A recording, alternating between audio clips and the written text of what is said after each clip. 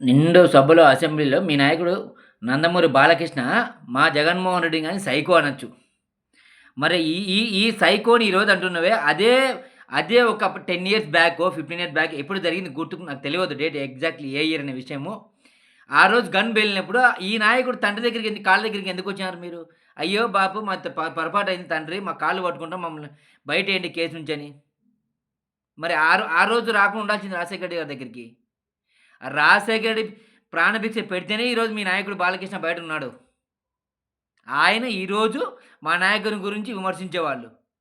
అసలు అసెంబ్లీలో మాట్లాడే విధానం తెలుసా ఎటుంటదో? జేబులో పెట్టుకొని పైన కంటెద్దాలు పెట్టుకొని. ఏందది? అదేనా మాట్లాడే విధానం? అరే! అసెంబ్లీకి పోయినోళ్ళు ఈ సైకో, ఆ సైకో గురించి కాదు మాట్లాడాల్సింది. ఎప్పుడు ప్రతిపక్షాల మీద పడి ఏడవడం తప్ప జనాలకు లాభదాయకమైన పనులు ఏమైనా చేద్దామా? లేదా రైతులకి ఫెర్టిలైజర్స్ అందించలేకపోతున్నామే, ఇవ్వలేకపోతున్నాం సకాలంలో. ఇబ్బందులు పాలవుతున్నారు.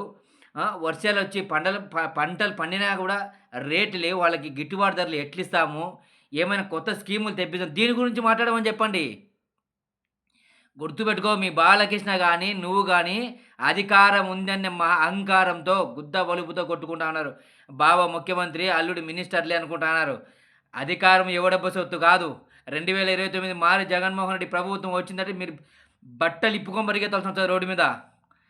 తెలియజేస్తా ఉన్నాం ఈరోజు. నోరు అదుపులో పెట్టుకోండి.